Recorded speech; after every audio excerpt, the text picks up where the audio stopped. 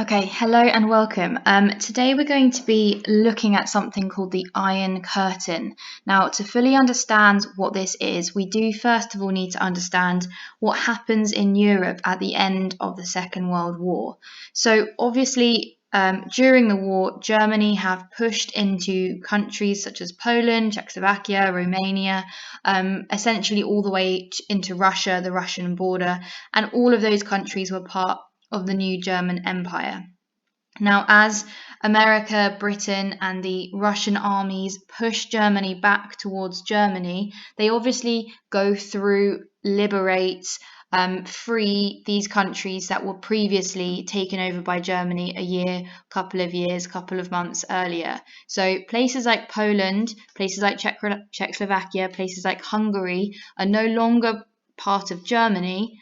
They have been liberated. Now, the countries on the western side, for example, France, Denmark, those countries are reached by the American and the British armies. So America and Britain go through those countries, push the Germans out, fight the Germans, and those countries are then essentially free. Now, you'd expect the same thing to have happened in these eastern countries. So if you see the map I'm pointing at the moment, but actually what happens is the Russian army, who are coming in from the east, don't liberate the countries in quite the same way.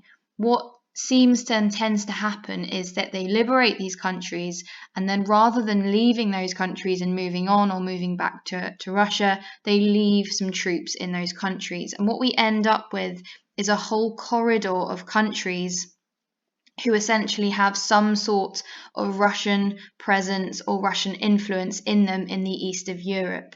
Now, at the same time, lots of these countries start to become communist.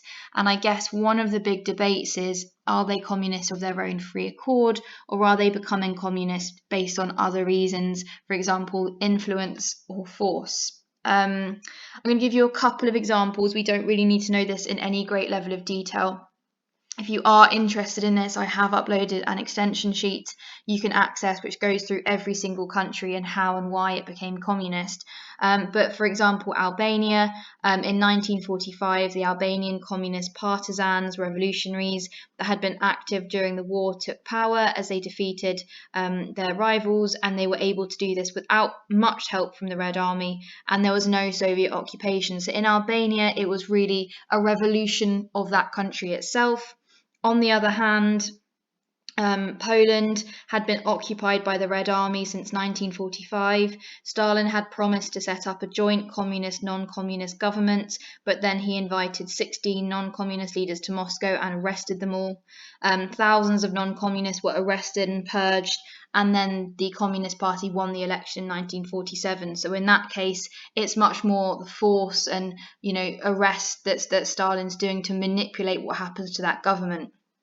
So all of this goes on, and essentially what it leads to is the whole of the Eastern Europe becoming communist. Now, this really concerns people in the West, because it really kind of exemplifies this idea of communism spreading. And if communism has spread there, what's to stop it spreading further and further into Europe? And doing more and more damage in Western eyes. Okay, so we just needed to understand that that little concept there, and I hope that you do. If you don't, please do ask me some questions, and remember that I have uploaded that extension sheet if you are interested.